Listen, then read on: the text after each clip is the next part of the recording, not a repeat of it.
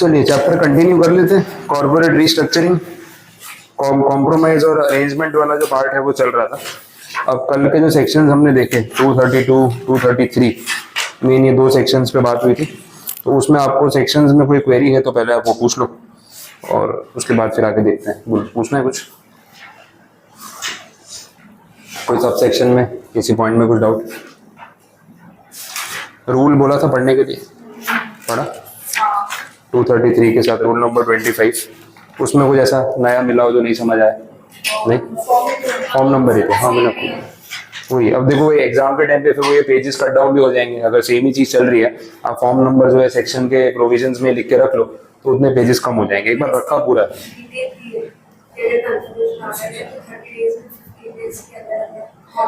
हाँ हाँ, थोड़ी बहुत डिटेलिंग तो आएगी बट मेजोरिटी काम जो है फॉर्म नंबर वाला हो जाता है। इसलिए मैंने एक बार वो क्या रूल सारे रखे ही है साथ में, जो डिटेल्स कहीं पे मिस नहीं हो जाए। बिकॉज ऐसे इंटरनल पॉइंट्स आप फाइनल लेवल पे एक्सपेक्ट कर सकते हो कि पेपर में वो यूज करे।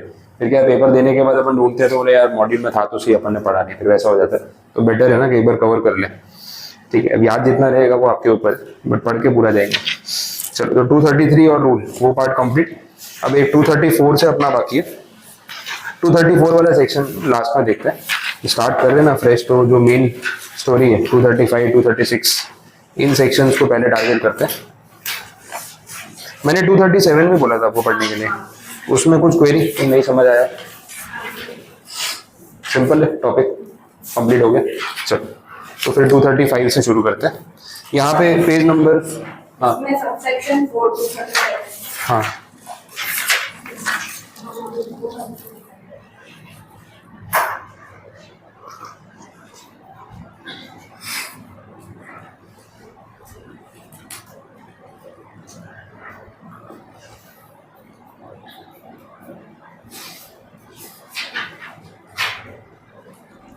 यहाँ पे सबसेक्शन 3 से इन्होंने कनेक्ट किया ना।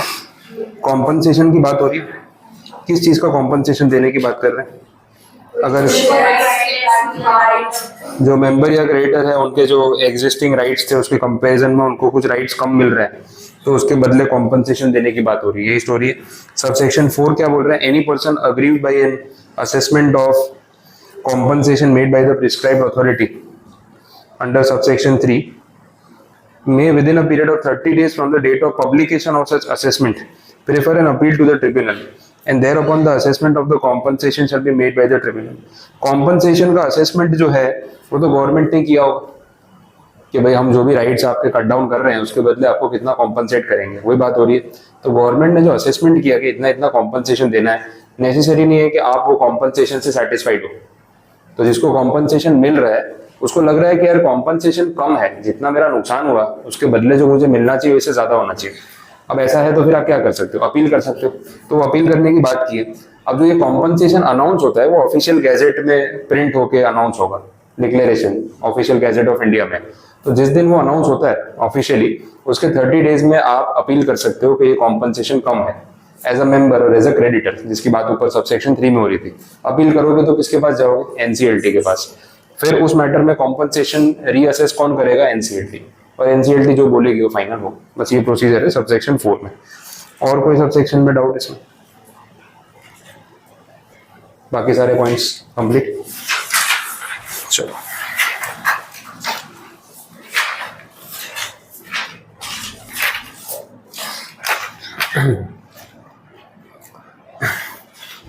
टू 235 है, सेक्शन 235 वो स्टार्ट करते हैं पेज नंबर 83 पे। Power to acquire shares of shareholders dissenting from the scheme or contract as approved by the majority. Dissenting मतलब वही है जो स्कीम से अग्री नहीं कर रहे, वैसा हो गया। मतलब ये वो लोग हैं जो बोल रहे हैं कि भले मेजॉरिटी ने हाँ बोल दिया हो तो क्या हो गया। ऐसा तो नहीं कि मेजॉरिटी ने हाँ बोल दिया तो जो हो रहा है वो सही हो रहा है, इसकी क्या गारंटी? मेजॉरिटी को समझ नहीं आ रही कि क्या हो रहा है, आगे जाके उनका नुकसान है। हमको समझ आ रही है भाई हम तो अपोज कर रहे हैं और ये स्कीम हमारे हिसाब से तो एग्जीक्यूट ही नहीं होनी चाहिए, इतना अपोज कर दिया। तो भले स्पेशल रिजोल्यूशन पास हो गया हो, 75% 80% लोग रेडी हो, लेकिन फिर भी एक कंसिडरेबल नंबर के लोग जो है इसको अपोज कर रहे हैं। तो फिर एक ऑप्शन या रास्ता वही निकलता है कि यार जिनको प्रॉब्लम है आप अपने पैसे ले लो और जाओ। बाकी लोगों को स्कीम को एग्जीक्यूट करने दो, क्योंकि कुछ लोगों के लिए पूरी स्कीम को रोकने का मतलब नहीं है। तो these are the dissenting share holders जो बहुत स्ट्रांगली अपोज कर रहे हैं even after the majority has been framed, वो फिर भी उसके अगेंस्ट है कि नहीं होना चाहिए वैसा है। अब इनके रिगार्डिंग क्या करें, इनको कैसे अप्रोच करें, कितना टाइम मिलेगा सोचने का, कैसे इनके शेयर्स को अक्वायर किया जाएगा, वो सारी स्टोरी यहाँ पे है।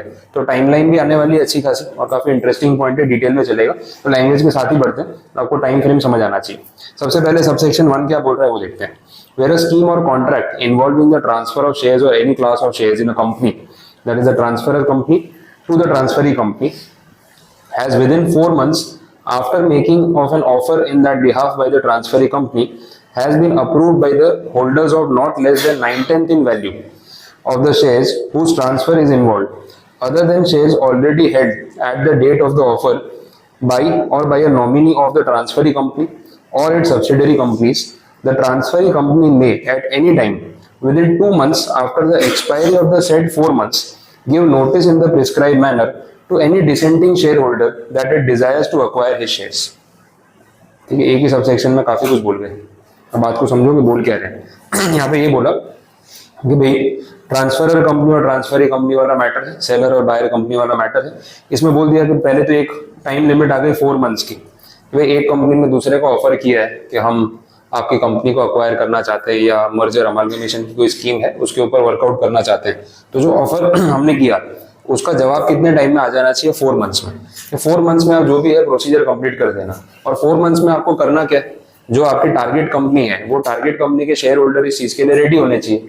तो 9/10 in value of the shareholders must agree and this must be done within 4 months from the date of offer. मैंने ऑफर किया, आप आपकी कंपनी में बात करो, शेयर होल्डर्स का अग्रीमेंट ले लो और 9/10 इन वैल्यू का कंसेंट आ जाना चाहिए कि इस स्कीम के लिए वो रेडी है और ये 4 महीने के अंदर अंदर हो जाना चाहिए।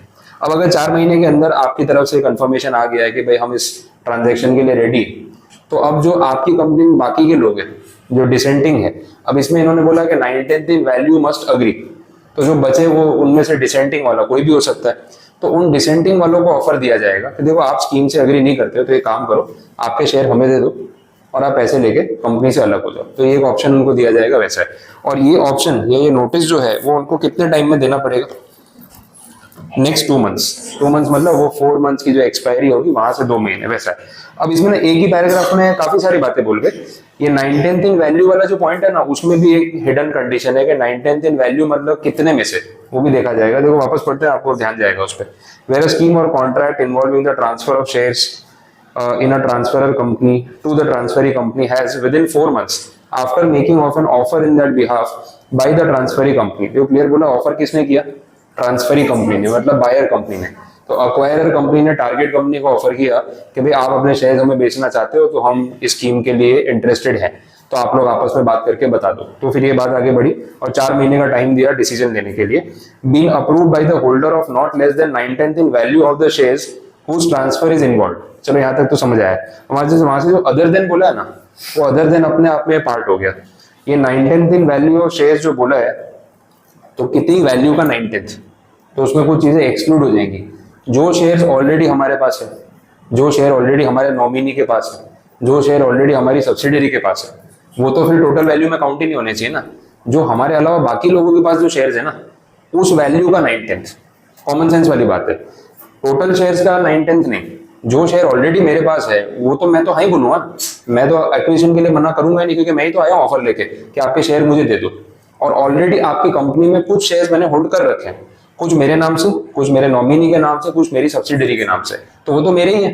अब जो बाकी आपके पास है या आउटसाइडर्स के पास है, उसका 9/10, ये स्पेसिफिक पॉइंट है। इतना अगर कहीं उन्होंने यूज कर लिया कोई केस बनाने में और आपने अदर देन पे ध्यान नहीं दिया, कैलकुलेशन पूरा बिगड़ जाएगा वैसा, तो ध्यान देना। तो उसमें बोला है other than shares already held at the date of offer by, मतलब बाई इसलिए क्योंकि कंपनी की बात हो रही खुद की, बाई द ट्रांसफरी कंपनी और by nominee of the transferee company और इट्स सब्सिडरी कंपनीज। ठीक है, तो उसके अलावा जो बाकी के शेयर्स बचे, उस वैल्यू का 9/10 उतने लोगों का अप्रूवल चाहिए।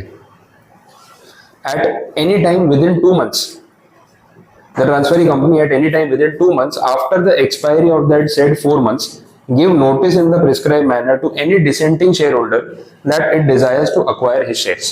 कि भाई आपको इस स्कीम से प्रॉब्लम है, हम आपको परेशान नहीं करना चाहते, आप लोग थोड़ी सी क्वांटिटी में हो, डिसएग्री करते हो, कोई बात नहीं, आपको अलग से ऑफर दे देते हैं कि आप आपके शेयर हमें बेच दो पैसे लेके फ्री हो जाओ। जब पैसा आपको दे दिया, अब आप उस कंपनी के शेयर होल्डर रहे नहीं, तो यू आर लीस्ट कंसर्न। अब उस कंपनी का हमारे साथ मर्जर हो जाए, कुछ भी हो जाए, आपको क्या लेना देना? आपका पैसा आपको वापस मिल गया ना, आपका इंटरेस्ट खत्म हो गया, तो हम वो शेयर खरीदने को रेडी है। तो पहले तो हमने पूरी कंपनी को ऑफर दिया कि आप लोग आपस में डिसाइड कर लो, अगर आपके शेयर हमें ट्रांसफर करना चाहते हो, we are interested in buying.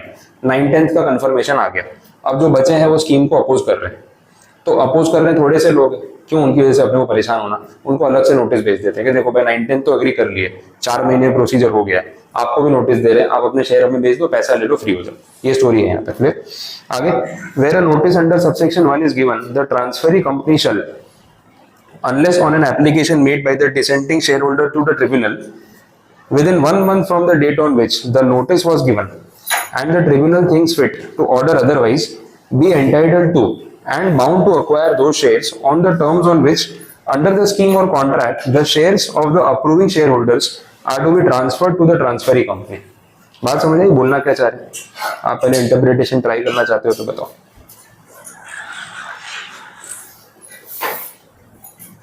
भले पढ़ लो वापस, अच्छे पॉइंट से स्लो चलेंगे लेकिन मजा आएगा।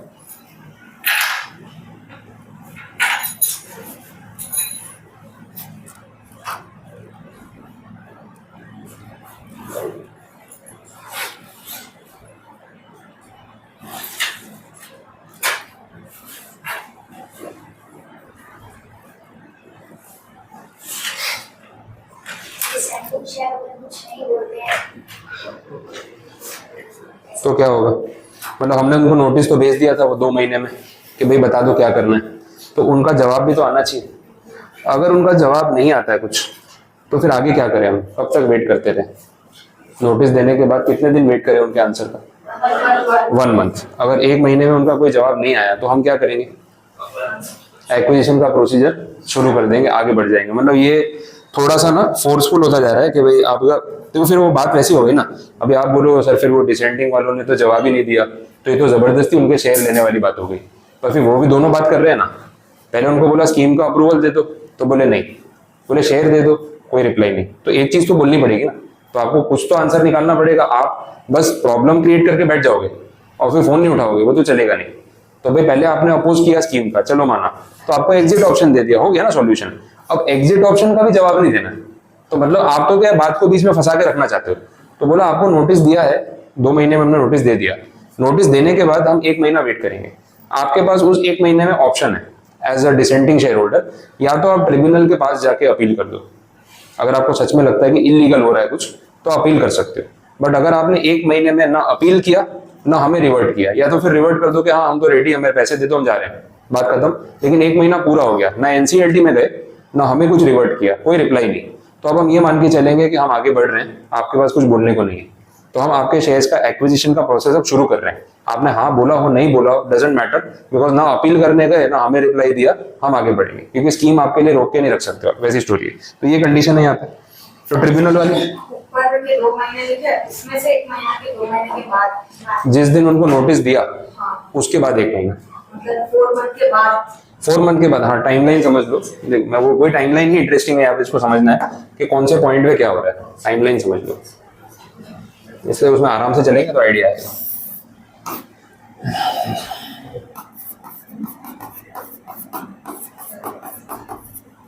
एक है date of offer, date of offer to target company, कि भाई आपके शेयर ट्रांसफर कर दो, जो सबको ऑफर दिया था वो, ठीक है। वहां से आपके पास सारा प्रोसीजर कंप्लीट करने के लिए कितना टाइम है? 4 मंथ्स, ठीक है। 4 मंथ्स में जो भी प्रोसेस है ना वो पूरा कर लो। वो 9/10 वालों का जो अप्रूवल लेना है वो सब कर लो, बात समझ आ गई। अब जरूरी नहीं है कि आपने एग्जैक्ट 4 मंथ कंप्लीट होते ही वो प्रोसेस खत्म किया होगा। हो सकता है आपने इन बिटवीन प्रोसेस खत्म करके मुझे इंटीमेशन दे दिया कि भाई हमने मेजॉरिटी से रिजोल्यूशन पास कर लिया है। तो ये बात इसके बीच में कभी भी हो सकती है, बट हम तो मैक्सिमम टाइम फ्रेम लेके चलते हैं कि ज्यादा से ज्यादा कितने दिन में प्रोसीजर हो जाना चाहिए।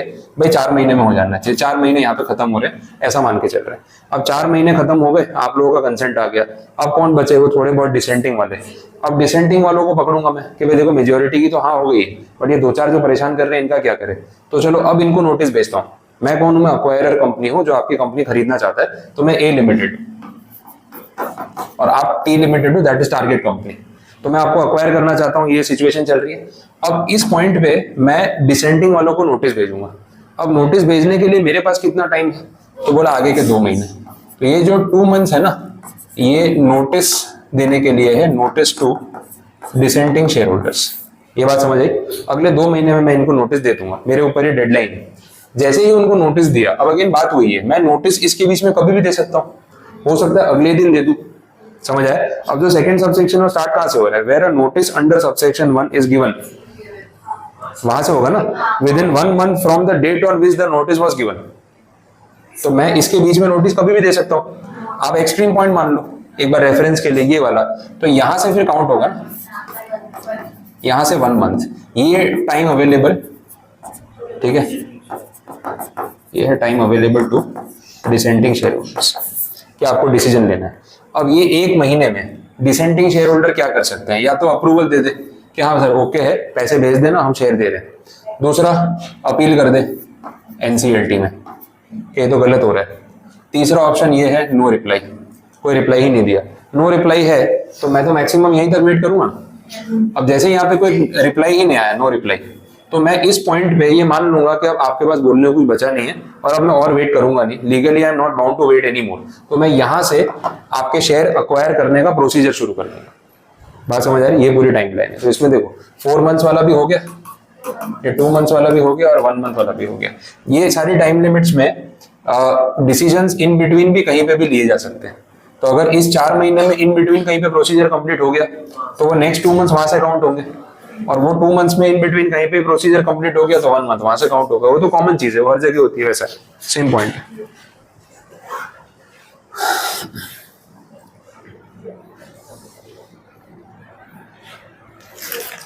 ये लिख लो, आपको लिखना है तो नोट कर लेना, नीचे जगह है वो टाइमलाइन बना लो, तो बाद में रिवीजन के टाइम पे ना टाइमलाइन से आपका इजी हो जाएगा। ये बेरेट की लैंग्वेज है तो पढ़ने में थोड़ा सा टाइम जाता है, जितना लिख के रखा होगा।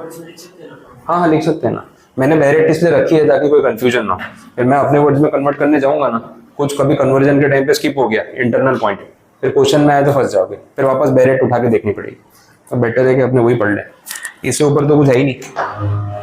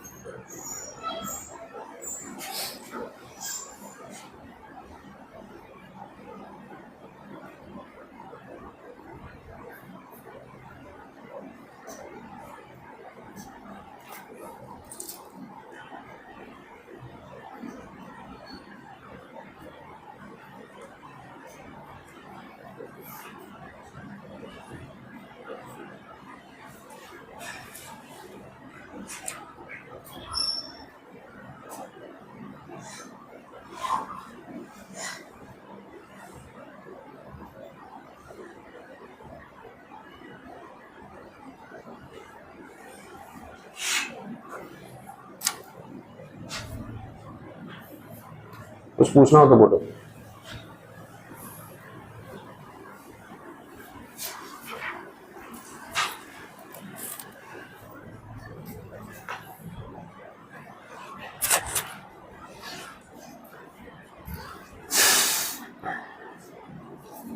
कंप्लीट। सब सेक्शन 3 आप ट्राई करोगे, इसी से कनेक्टेड स्टोरी है।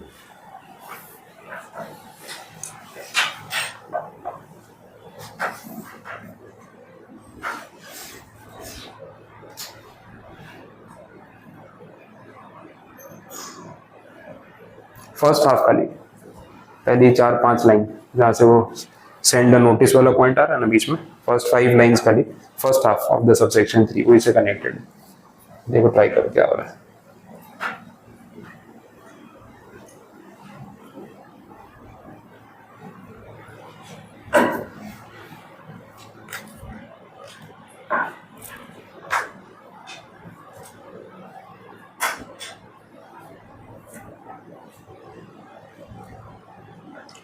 ट्रिब्यूनल वाला पॉइंट कुछ रिलेट हुआ? एक स्टोरी तो यही है 1 मंथ वाली, वो सेम ही है, पर उसमें और भी कुछ पॉइंट ऐड हुआ, पता चला क्या हुआ।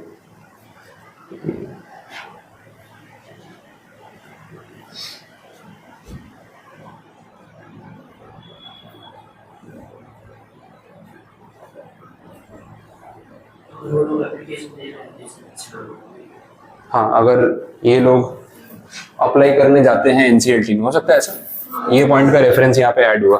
पिछले पॉइंट में बोला था वही 1 महीने के अंदर कोई जवाब नहीं आया तो हम आगे बढ़ जाएंगे, तो वो तो पॉइंट है। पर ये भी तो हो सकता है कि इस 1 महीने के बीच में ये डिसेंटिंग वाले एनसीएलटी चले गए अपील करने, हो सकता है ऐसा, पॉसिबिलिटी तो है।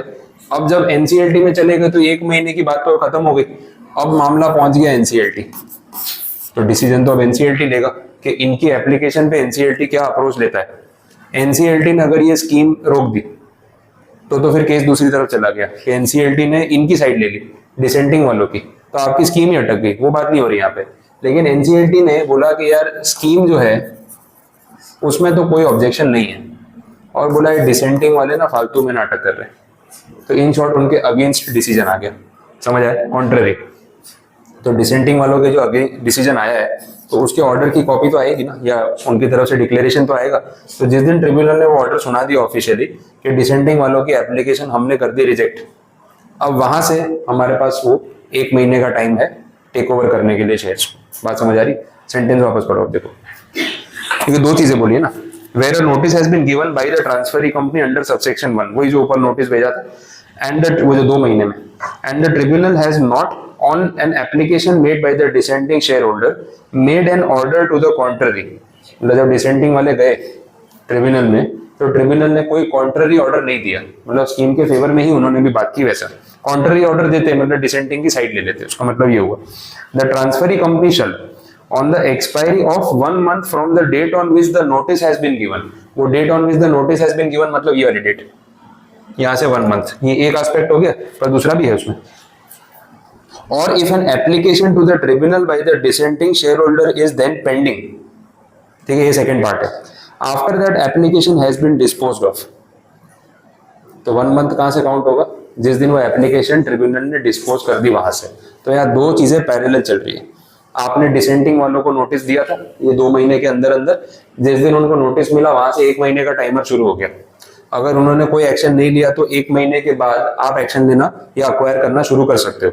बट अगर वो इस 1 महीने के बीच में कहीं एनसीएलटी में चले गए तो अब मामला एनसीएलटी पहुंच चुका है। अब एनसीएलटी जब ये ऑर्डर इशू करेगा वहां से 1 month स्टार्ट होगा। बात समझे? तो 2 सिचुएशन हो गई वैसे।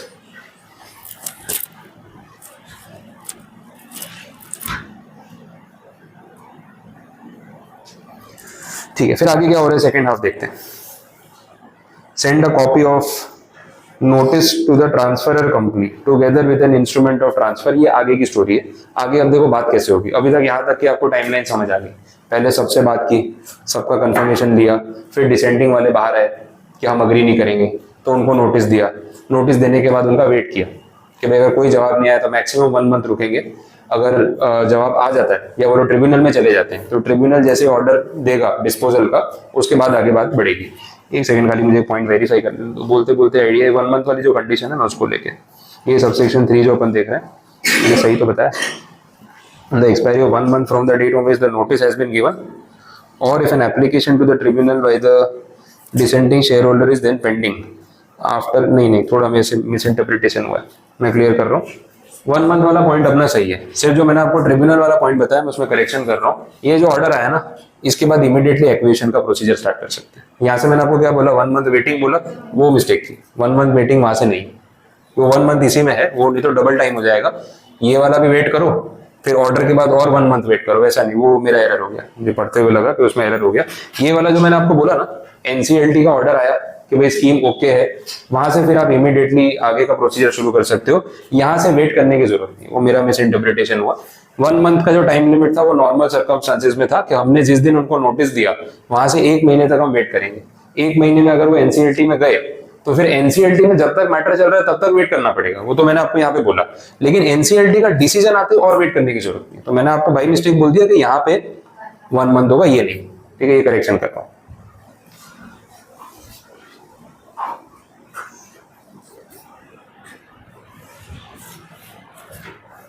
ठीक है, अब कंडीशन क्लियर है।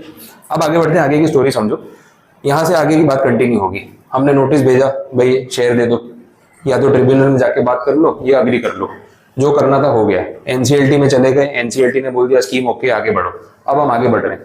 आगे बढ़ते टाइम होगा क्या, ये आपको खास बात ध्यान रखनी है यहाँ पे। ये जो पार्टीज है वो कौन कौन है पहले तो वो समझो। एक अपना अक्वायरर कंपनी जो टेक ओवर कर रही है, जिसको ट्रांसफरी कंपनी बोल रहे हैं। एक है टारगेट कंपनी, आप लोग जिसकी कंपनी के शेयर अक्वायर किए जा रहे हैं। और आपकी कंपनी में एक कैटेगरी है डिसेंटिंग शेयर होल्डर्स की, जो इस स्कीम से अग्री नहीं कर रहे।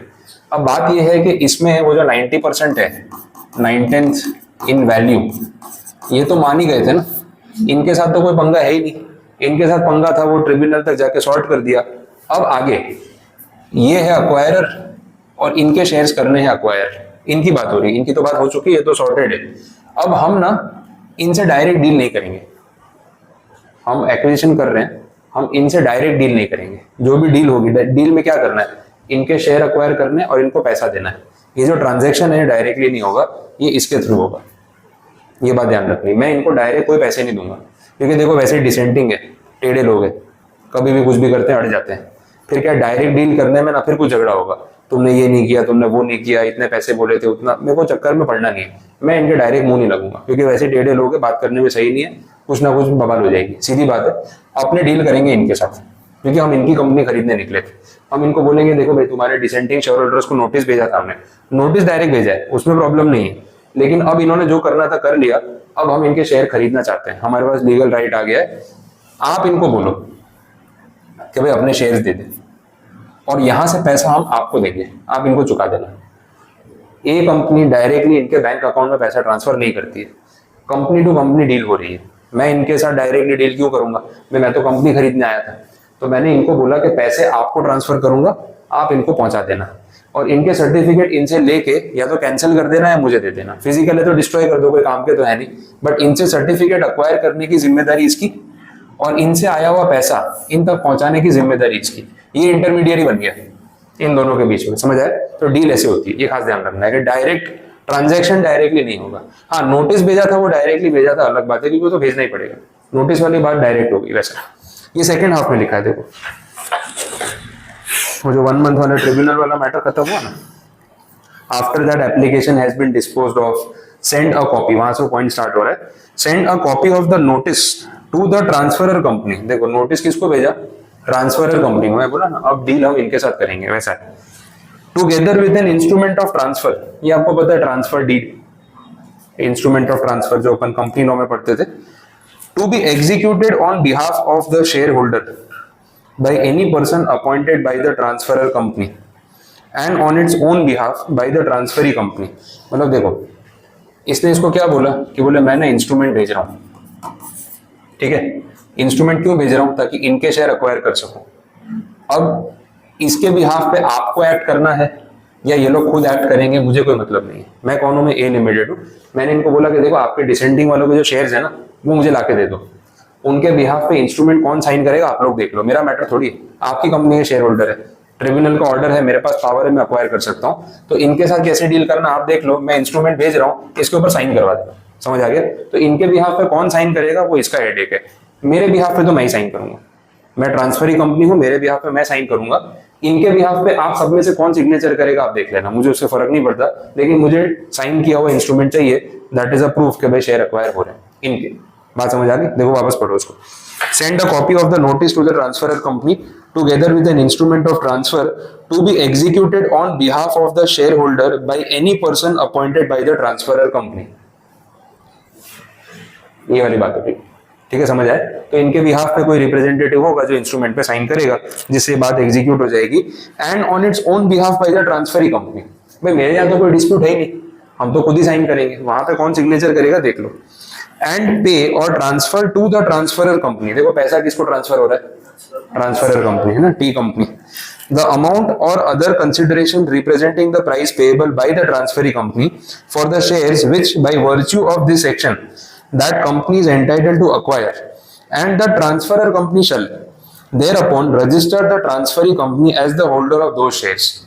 तो ए लिमिटेड को उन शेयर्स पे जो राइट मिलेगा वो टी लिमिटेड से ही मिलेगा, क्योंकि डील तो इनके बीच में हो रही है, वो बात बोल दी। And within 1 month of the date of such registration, जैसे ही शेयर ट्रांसफर हो गए डिसेंटिंग वाले ए लिमिटेड को, ठीक है, inform the dissenting share holders of the fact of such registration and of the receipt of the amount.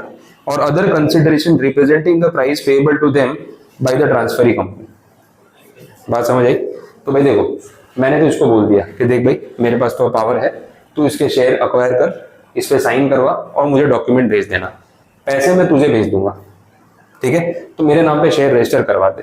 तो T limited ने क्या किया, डिसेंटिंग वालों के शेयर उठा के इसके नाम पे रजिस्टर करा दिए, इससे पैसे ले लिए। बात समझ आई? उसके बाद वो 1 मंथ वाली कंडीशन है। ये सब हो गया ना। अब टी लिमिटेड की एक बेसिक जिम्मेदारी बनती है कि अपने डिसेंटिंग शेयर होल्डर्स को एक इंटीमेशन भेज दे कि देखो ये सब हो चुका है, आपको तो नोटिस मिला ही था, ऐसे थोड़ी कि आप अवेयर नहीं थे, आपको तो नोटिस इन्होंने डायरेक्टली दिया था, आपने जो करना था कर लिया, जवाब नहीं दिया, जवाब दिया एनसीएलटी में, जो भी आपने कर लिया, अब आपके शेयर हमने उठा के इनको दे दिए हैं, रजिस्ट्रेशन हो चुका है, अच्छा उन शेयर्स का पैसा हमारे पास आ चुका है, तो पैसे हमसे ले लेना, ठीक है? तो वो इंटीमेशन कौन दे रहा है? टी लिमिटेड इंटीमेशन दे रही है डिसेंटिंग वालों को कि हमने ये सब कर दिया। बात समझ आ गई? तो ये ट्रांजेक्शन है। बोलो, स्टोरी समझ आई? अब सबसेक्शन 3 ना पूरा एक साथ वापस पढ़ना चाहो तो एक बार थियरी की फॉर्मेलिटी के लिए रीड कर लो और एक बार रिवाइज कर लो, क्लियर हो गया? कुछ नया पॉइंट निकलता है तो देखते हैं।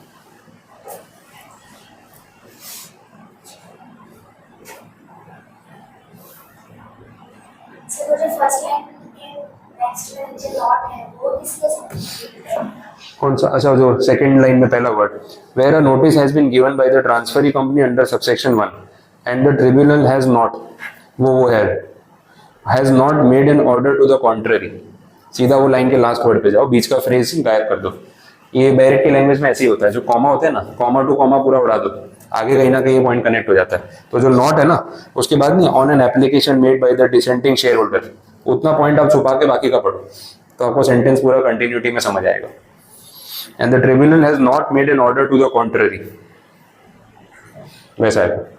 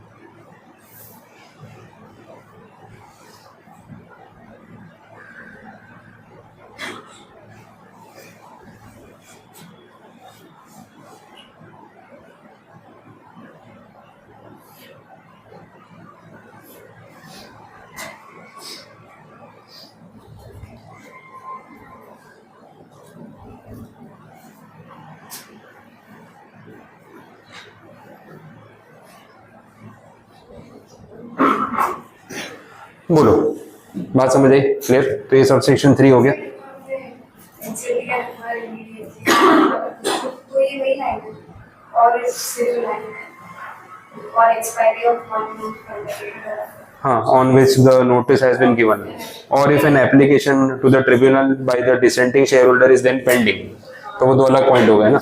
अगर हमने उनको नोटिस भेजा था, पिछली स्लाइड में था ना, हमने उनको यहाँ पे नोटिस भेजा था तो हम 1 महीना वेट करेंगे, बट अगर इन बिटवीन वो ट्रिब्यूनल में चले गए तो फिर ट्रिब्यूनल जैसे ही ऑर्डर देगी हम उसके बाद प्रोसेस शुरू कर देंगे। तो मैंने पहले बाई मिस्टेक आपको बोल दिया कि यहाँ पे +1 मंथ, मैंने वो पॉइंट को रिलेट कर दिया, बट ये गलत है। यहाँ से तो फिर आप इमीडिएट एक्शन ले सकते हैं, क्योंकि ट्रिब्यूनल ने वो कॉमन सेंस भी देखो, ट्रिब्यूनल ने ऑर्डर दे दिया, कोई कॉन्ट्ररी इशू नहीं आया, मतलब बोले स्कीम ओके है, तो अब किसका वेट करना है? सीधी बात है।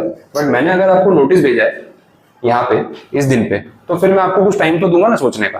तो आपको नोटिस भेजा है तो आप इनमें से कुछ भी कर सकते हो, तो मैंने आपको 1 महीने का टाइम दिया, बट अगर इस 1 महीने में आप एनसीएलटी में चले गए तो उनके ऑर्डर के बाद मेरे को किसी का वेट करने की जरूरत नहीं। तो यहाँ 1 मंथ का टाइम नहीं बनता। मैंने वो और वाली कंडीशन की वजह से ही समझ लिया कि दोनों में 1 मंथ है, बट यहाँ पे नीड नहीं है वैसा, इसलिए एक बार वापस टैली किया, नहीं तो वो मिस इंटरप्रिटेशन हो जाता। चलो, सबसेक्शन 3 यहाँ पे complete. Next subsection 4, any sum received by the transferor company, वही स्टोरी पैसों वाली कंटिन्यू हो रही है। Any sum received by the transferor company under this section shall be paid into a separate bank account, and any such sum and any other consideration so received shall be held by that company in trust for the several persons entitled to the shares in respect of which the said sum or other consideration were respectively received and shall be disbursed to the entitled shareholders within 60 days. ये entitled मतलब अपने dissenting वाले, जो target company है बीच में, मैंने आपको बोला वो इंटरमीडियरी है, हम तो इसके साथ ही बात करेंगे, पैसों की बात डायरेक्ट कभी नहीं करेंगे। तो भाई हमने इसको पैसे पहुंचा दिए, इसने हमको शेयर लाके दे दिए, रजिस्ट्रेशन भी हो गया, फिर इसने फॉर्मेलिटी के लिए विद इन 1 मंथ इसको इन्फॉर्म कर दिया कि भाई तुम्हारे शेयर तो गए, तो ये लोग बोलेंगे पैसे तो लाओ, शेयर तो तुमने अक्वायर कर लिया, पैसे दे दो। तो इसकी जिम्मेदारी है कि यहाँ से आए हुए पैसे इन तक पहुंचाना। तो पहले ही बोल दिया इसको कि भाई जैसे ही आपके पास पैसे आते हैं ना, आप ना एक सेपरेट बैंक अकाउंट ओपन करवा लो, पैसा उसमें सेफ रख दो, वो पैसा आपका नहीं है, वो पैसा इनका है, you are trustee for that money. तो आप लोग को पैसा एज ए ट्रस्टी संभाल के रखो और पैसा आने के 60 डेज के अंदर अंदर इनका पेमेंट ट्रांसफर कर देना। अब कंपनी जो ऑलरेडी टारगेट है वो अपने डिसेंटिंग वालों को वेटिंग में नहीं रख सकती कि यार पैसा, क्योंकि शेयर तो उठा के दे दिए, अब पैसा भी तो पे करो, तो बहुत कम टाइम दिया और इनफ है, 60 डेज के अंदर पेमेंट कर दो, क्या प्रॉब्लम है, पैसा तो आया हुआ है वहीं से देना है ना, आपको कहीं से लाके थोड़ी देना है। टी कंपनी के पास जो भी फंड आया वो कहाँ से आया, इससे आया, तो इसने जो पैसा दिया आगे पास ऑन ही तो करना है। तो 60 days are more than enough कि आपको पेमेंट इनको ट्रांसफर करना, तो पैसा ट्रांसफर करने की जिम्मेदारी इसकी, जो यहाँ से आया। बात समझ आ गई, क्लियर, ठीक, तो सिंपल हो गया। तो 60 डेज की टाइम लिमिट ध्यान रखना, ये सब प्रोसीजर में वही होता है, टाइम लिमिट होती है कि टाइम टू टाइम काम करना है, बस और कुछ नहीं है।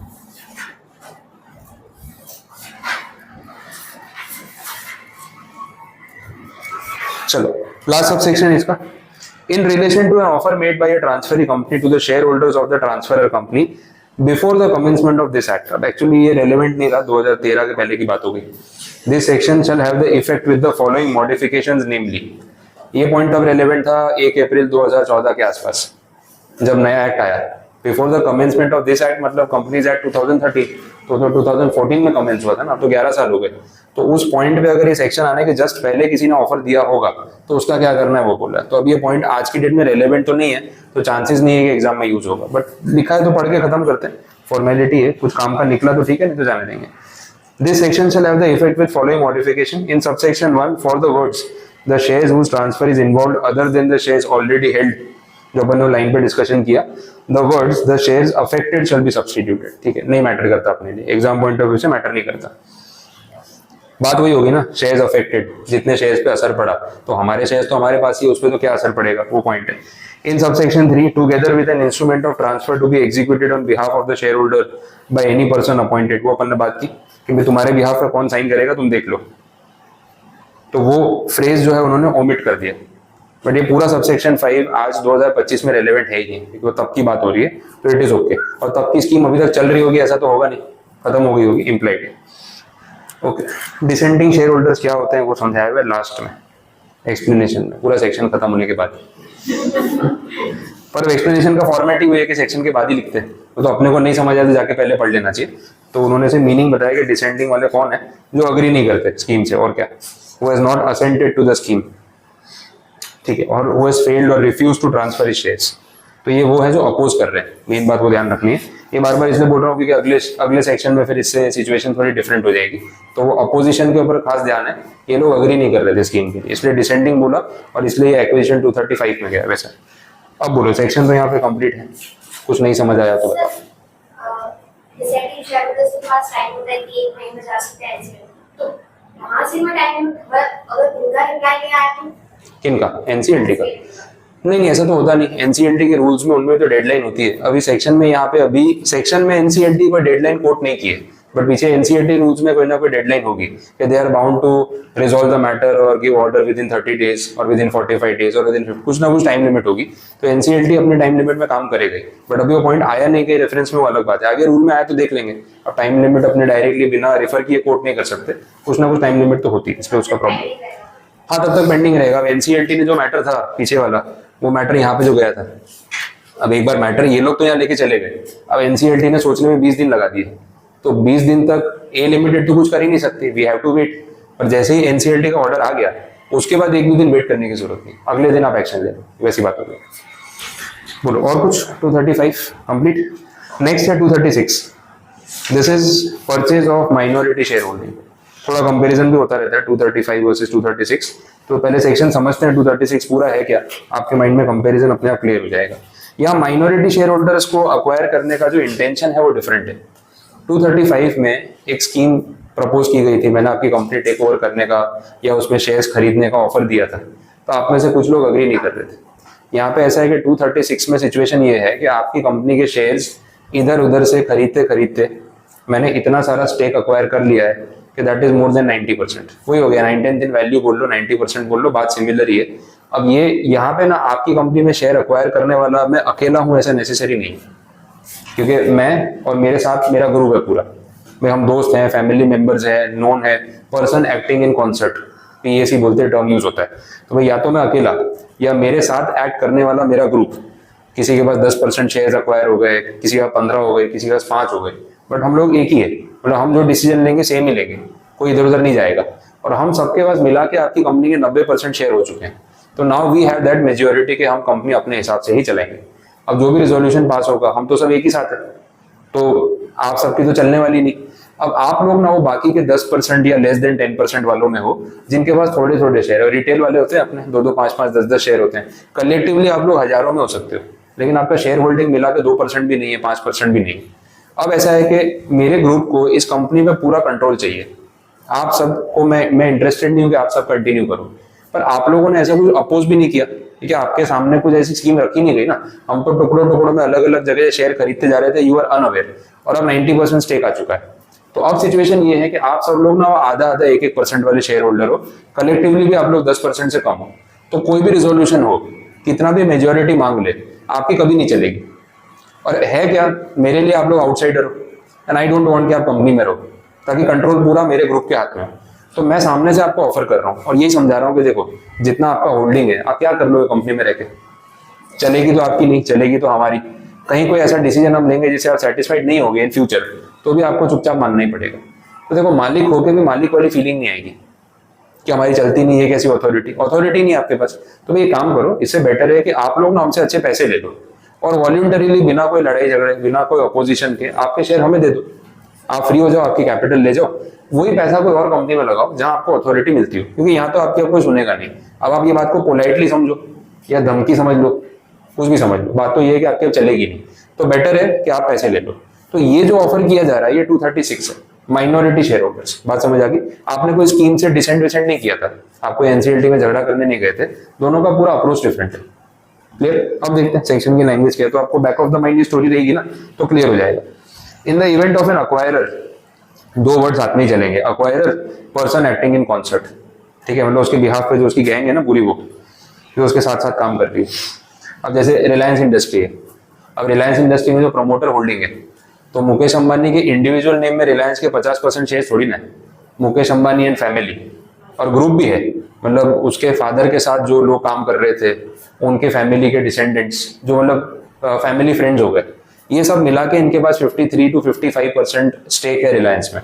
मुकेश अंबानी के बच्चे, उनकी मदर, बाकी family members, close friends, relatives, वो चाचा का बेटा और वो सब भी कवर हो गए। तो ऐसे से रिलेटिव्स मिला के भी है, तो ये सब मिला के ये लोग पूरा ग्रुप है। तो acquirer and person acting in concert with such acquirer, उसके साथ साथ उसके ग्रुप में चलने वाले लोग, ये मिला के बोला जाता है। Becoming registered holder of 90% or more of the issued equity share capital of a company, or in the event of any person or group of persons becoming 90% majority or holding 90% of issued share capital of a company by virtue of an amalgamation, share exchange, conversion of security or for any other reason, कोई भी reason दे दो, बस ये हो चुका है कि 90% share अपने कंट्रोल में आ गए, ये रीजन कोई भी चलेगा।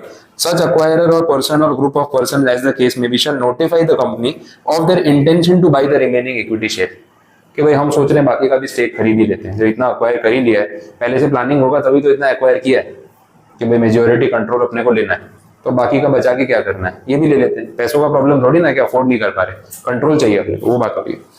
Subsection 2, the acquirer person or group of persons shall offer to the minority shareholders of the company for buying the equity shares held by such shareholders at a price determined on the basis of valuation by a registered valuer in accordance with the rules। देखो, कोई injustice नहीं होगा, क्योंकि आप minority में बचे हो तो आप जो प्राइस पे हम बोलेंगे ऐसा कुछ नहीं, आपको फेयर प्राइस मिलेगा, कोई आपसे डिस्प्यूट नहीं क्रिएट करना है। रजिस्टर्ड वैल्यूअर से शेयर की वैल्यूएशन करा लो, जो प्राइस बनता है वो लेके जाओ, कोई मना नहीं कर रहा। कितनी बार तो प्रीमियम भी दे देते हैं, 1 टाइम तो पे करना है, प्रीमियम देते हैं, जल्दी कंसेंट आता है, थोड़े पैसे एक्स्ट्रा ले लो लेकिन बात खत्म करो, ये भी होता है। Without prejudice to the provisions of subsection 1 and 2, the minority shareholders of the company may offer to the majority shareholders to purchase the minority equity shareholding of the company at the price determined in accordance with such rules as may be prescribed under subsection 2. बात समझ आई? अलग क्या हुआ यहाँ पे? वापस पढ़ के देख लो. सामने से ही ऑफ माइनॉरिटी वाले समझदार है, एक्सपीरियंस्ड है, उनको पता है ये सब क्या हो रहा है, और उनको पता है कि अब हमारे पास कुछ बचा नहीं है पावर दिखाने के लिए, कोई जरूरत भी नहीं है भाई. 90% जब इन लोगों ने अपना कर ही लिया है टेक ओवर, तो ये लोग भी ऑफर करेंगे ही करेंगे, हम ही कर देते हैं. हमको प्राइस का भी कुछ नहीं कि प्रीमियम चाहिए, बार्गेन करेंगे, जो बनता है वो दे दो, हम जा रहे हैं. तो सामने से माइनॉरिटी वाले ही चले जाएंगे कि आपको हमारे शेयर चाहिए तो बता देना, ऐसा भी हो सकता है. ठीक है, तो नेगोशिएशन दोनों साइड से ओपन है ना, ऑफर कोई भी कर सकता है. पहले बात वो हो गई. The majority share holder shall deposit an amount equal to the value of shares to be acquired by them under subsection 2 or subsection 3 as the case may be in a separate bank account to be operated by the company whose shares are being transferred for at least 1 year for the payment to the minority shareholders and such amount shall be disbursed to the entitled shareholders within 60 days. ये same story है जो पिछले में चल रही थी कि हम क्या मेजोरिटी वाले क्या करेंगे, माइनॉरिटी के शेयर्स की जो वैल्यूएशन आ रही है उतना पैसा एक बार एक सेपरेट बैंक अकाउंट में कंपनी के पास ओपन करवा कर डिपॉजिट कर देंगे कि भाई देखो हमने पैसा भी सेट असाइड कर दिया, अब आप लोग जितनी जल्दी मानोगे काम हो जाएगा. ठीक है, वैसा ये मैटर जो है ज़्यादा से ज़्यादा 1 साल तक चल सकता है कि 1 साल में जो भी है प्रोसीजर कंप्लीट कर लो, नेगोशिएशंस कर लो, और जैसे ही ट्रांसफर हो जाएगा 60 डेज में पैसा जो है वो शेयर होल्डर्स को मिल जाएगा. अब यहाँ पे बात सेम है, मेजोरिटी शेयर होल्डर्स माइनॉरिटी के साथ पैसों की डीलिंग डायरेक्ट नहीं करेंगे. सेपरेट बैंक अकाउंट किसके साथ ओपन करा है? कंपनी के साथ, तो मैनेजमेंट के थ्रू होगा. मेजोरिटी वाले जो है ना वो कंपनी को पैसा दे देंगे, कंपनी के थ्रू शेयर एक्वायर कर देंगे और कंपनी उनको आगे डिसबर्स करेगी, सेम जैसे पिछले केस में हो रहा था. और डेडलाइन भी सेम है 60 डेज, एग्जैक्टली वही स्टोरी है. तो वहां पे क्या था, ए कंपनी और टी कंपनी, यहाँ पे 2 कंपनी थोड़ी है, यहाँ तो एक ही है, कंपनी तो एक ही है, शेयर होल्डर्स का ग्रुप अलग अलग है, एक मेजोरिटी एक माइनॉरिटी. तो मेजोरिटी वाला कंपनी को पैसे देगा, कंपनी माइनॉरिटी को देगी, डायरेक्ट बैंक ट्रांसफर नहीं होगा. वैसा नहीं भाई गूगल पे कर दो फटाफट, QR कोड ओपन किया, सबका स्कैन वैन करके तुरंत पेमेंट कर दिया, वैसा नहीं होगा. ठीक है, वो ध्यान रखना.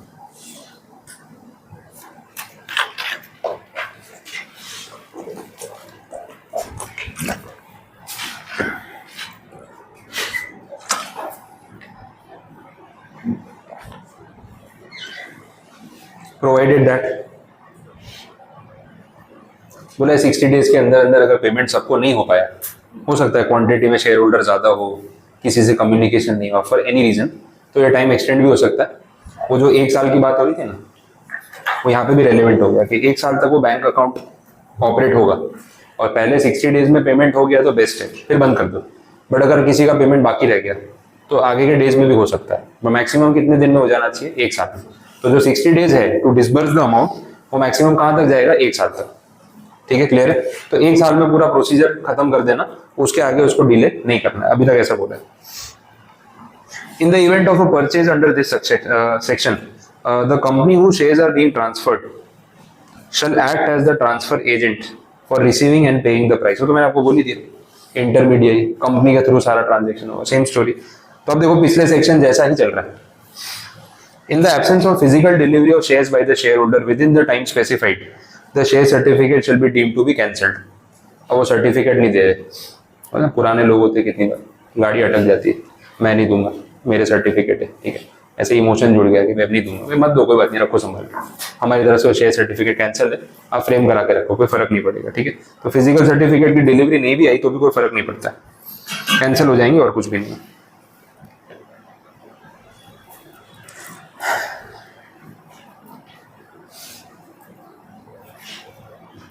नेक्स्ट सबसेक्शन 7, यहाँ पे बोला है कि मेजॉरिटी शेयर होल्डर्स को पूरा स्टेक चाहिए. अब क्या होता है ना, जिसके पास शेयर्स थे जो माइनॉरिटी वाले थे, उसमें से किसी की डेथ हो गई, फिर उसका ट्रांसमिशन होगा, फिर उसके लीगल एयर के पास शेयर जाएंगे, फिर उससे नेगोशिएशन होगा, जो डिले भी हो सकता है. तो ये सब प्रैक्टिकल इश्यूज आते रहते हैं. तो बोला कोई प्रॉब्लम नहीं है, बाद में भी अक्वायर कर लेंगे तो भी क्या फर्क पड़ता है. जिसको पूरा कंट्रोल चाहिए वो तो लगा रहेगा इसके पीछे कि भाई वो 10% में से भी ना 9% का आ चुका है, 1% में है जिनका किसी की डेथ हो गई है, ट्रांसफर आंसर हुआ है, चलो हो जाने दो, प्रोसेस चालू रखते हैं, कभी ना कभी तो एक्विजिशन हो ही जाएगा. तो ये सब मैटर आगे भी कंटिन्यू हो सकता है. और कितने टाइम तक कंटिन्यू होता रहेगा वो भी बोला है, 3 years, 3 साल तक ये सब मैटर चलते रहेंगे, तो भी कोई ऐसी प्रॉब्लम वाली बात नहीं. ये कोई डिस्प्यूट नहीं है, प्रोसीजरल डिले है, डिस्प्यूट वाली कोई बात नहीं है।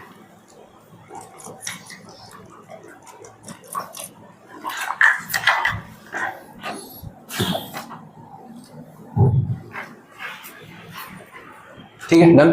सब सेक्शन 8 अच्छा पॉइंट है, उसमें कंडीशन है वो प्रैक्टिकल। यहाँ पे क्या हो रहा है ना, देखो माइनर, अब ये जितना इजीली चल रहा है इसमें स्मूथली, उतना स्मूथली रियलिटी में नहीं चलता है, क्योंकि बार्गेनिंग होती है।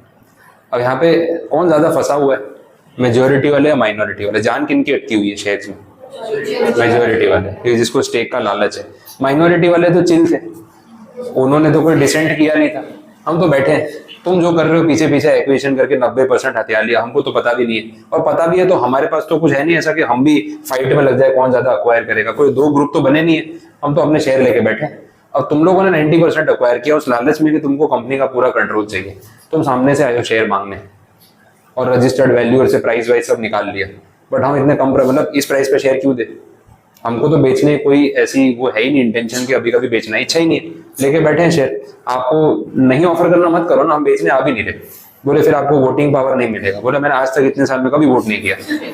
तुम लोगों को जो करना है कंपनी में करो, मेरे शेयर का प्राइस बढ़ रहा है ना, तुम लोग अच्छा ही करोगे। जाओ 90% लोग मिलकर गलत फैसला तो करोगे नहीं, तुम्हारे पैसे लगे, तो मैं तो आराम से बैठा हूँ। तुम लोग डिसीजन लो, स्पेशल रेजोल्यूशन पास करो, मुझे भी अपने साथी समझो।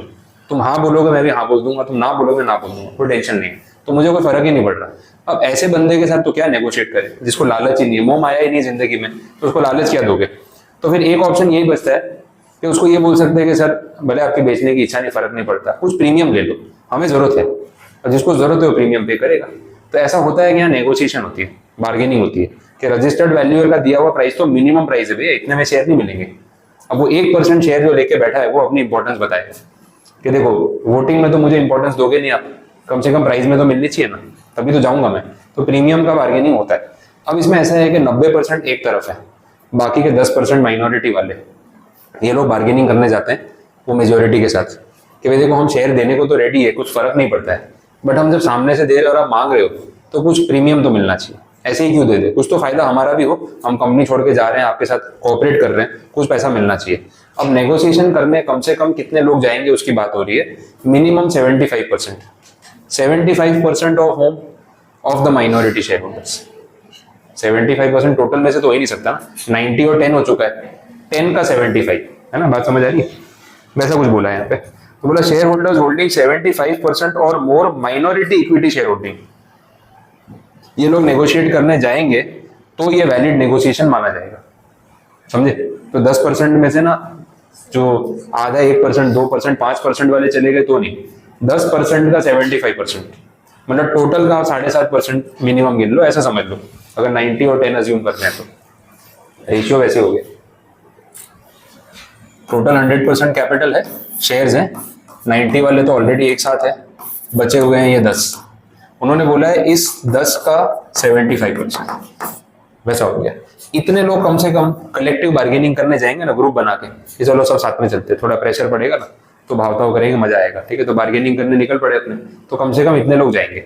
अच्छा अब ये लोग गए इनके पास, बोले यार थोड़ा प्राइस बढ़ा के दो, एक बार की बात है, क्या जा रहा है आपका, अच्छे खासे पैसे मिल जाएंगे, तो हमें भी ऐसा अच्छा लगेगा, चलो शेयर गए तो कोई नहीं, कुछ फायदा तो हुआ, कुछ प्रीमियम मिला। ये सब नेगोशिएशन चल रहा है, और ये लोग जाके भाव बढ़ा के आ गए। मान लो एक शेयर का पहले कुछ फिक्स हुआ था 500 रुपए, ये ओरिजिनल वैल्यूएशन थी, इन्होंने बार्गेन करवा करवा के इसको बढ़ा के कहाँ तक लेके जाओगे, बोलो क्या इच्छा है? नहीं तो ज्यादा लालच हो गई, ये सब मल्टी बैगर रिटर्न। हाँ चलो 1100 रख लो, चलो शगुन डाल दो। अपन ने वैसे बोला है सर क्या अभी शगुन डाल दो, 501 में क्या होता है आजकल, 1100 कम से कम देते ही है ना, शगुन समझ के दे दो। अब ये सब तो बहुत बोलने की बात है, कितने रुपए हैं, कितने टोटल शेयर है उस पर डिपेंड करता है। 500 का 700, 750 भी हो सकता है, 650 भी हो सकता है, डिपेंडिंग। अपन ने मान लिया 1100, मतलब डबल हो गया, उससे भी ऊपर हो गया। अब बात ऐसी हुई कि मीटिंग से जब बाहर निकले ना ये लोग, तो आप देख रहे हो ये जो 10% है, इनमें से भी सारे थोड़ी गए थे, गए कितने थे? 75। वो बाकी के 25 भी तो होंगे माइनॉरिटी की माइनॉरिटी, ठीक है, अल्ट्रा माइनॉरिटी, ठीक है, वैसा है माइनॉरिटी की माइनॉरिटी, ये ऑलरेडी माइनॉरिटी है, इसमें 75 अलग 25 अलग, तो बेचारे अल्ट्रा माइनॉरिटी में। अब ये लोग स्मार्ट बन रहे, बोले देखो अपन सब आए, मेहनत अपन ने की, इनके साथ इतना बार्गेनिंग नेगोशिएट हमने किया, अब इनको मत बताना, अपने बांट लेंगे चुपचाप। इनको बोल दिया कि देखो जो ऊपर के 600 दे रहे हो ना, वो बात इनको मत बताना, तुम बताओगे तुम बेवकूफ हो, फिर उनको भी देने पड़ेंगे, सोच लो। बोले हाँ ये स्कीम अच्छी है। तो तुम लोग इतने सारे क्यों आए, थोड़े और कम आते। बोले नहीं, वो प्रोविजन में लिखा है कि कम से कम 75 होने चाहिए, हम तो 5 लोग ही आने वाले थे, किसी को पता नहीं चलता। तो अब बोलो ये सब चल रहा है, ऐसा चलेगा? अगर बाद में इनको पता चला, इनको 500 पकड़ा दिए, फिर इनको पता चला, बोले पीछे पीछे 1100 की डील हो गई है, सोचो कितनी गालियां देंगे। बोले माइनॉरिटी का शोषण हो रहा है भारत देश में, वो अलग है, ये तो तुमने एक तो अल्ट्रा माइनॉरिटी में डाल दिया, ऊपर से ऐसा किया हमारे साथ। देखिए सबको 1100, हमको 500, सोचो कैसा लगे। आपको 1100 कवर मिले, किसी को 500 का मिले, और सब एक लेवल पे हो, और उसको पता चले कि इसको 1100 दी, मेरे को 500, कितना गुस्सा आएगा, वही पंगा होगा। तो ऐसा नहीं चलेगा। यहाँ पे बोलने का मतलब ये है कि ये लोग जो भी बार्गेनिंग इनसे करके आएंगे ना, वो सबके लिए होगी, सबके बिहाफ पे होगी। तो जो डील हुई है ना, वो डील इन सबके लिए है, सिर्फ इनके लिए नहीं है। तो ये बेचारों को अगर ये बात नहीं भी पता थी, तो इनको भी 1100 मिलेंगे। कवर सबका सेम बनाना पड़ता है, बाकी पंगा होता है वैसा। ठीक है, तो ध्यान रखना। अब आप ये सब सेक्शन 8 खुद ही पढ़ लो, जो मैंने बोला उससे रिलेट करो, देखो क्या स्टोरी समझ आ रही है।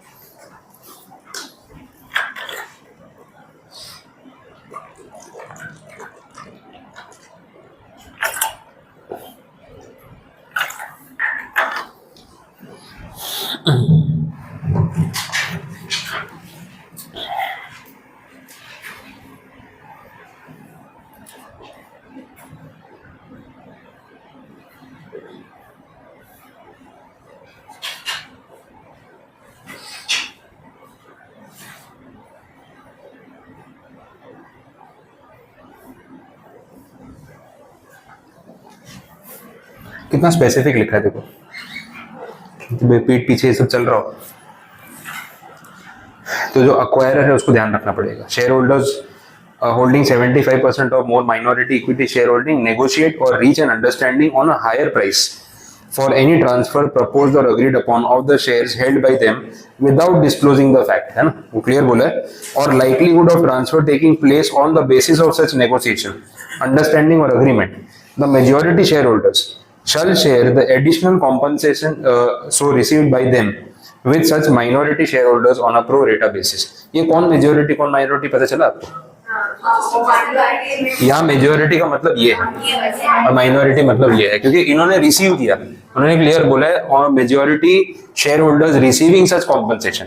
तो ये तो पेयर है ना, रिसीवर्स तो ये है, तो ये भी एक मेजोरिटी है और ये भी एक माइनॉरिटी है, पर इसके अंदर एक मेजोरिटी और एक माइनॉरिटी है। तो यहाँ जो बात हो रही है ना, उसमें इसको मेजोरिटी के तौर पे जो है ना रेफर किया जा रहा है, इस 10% में से मेजोरिटी। तो ये लोग जो डील करके आए, इनसे कॉम्पनसेशन लेके आए, तो जितना भी कॉम्पनसेशन ये लोग सरप्लस लेके आए, वो इन सब में बटेगा, इनको ही मिलेगा और इनको ही मिलेगा। आइए बात समझ में क्लियर? ये प्रोविजन इतना स्पेसिफिक लिखना पड़ता है, सोचो। ये सबको पता है अपने लोगों का दिमाग कैसे है।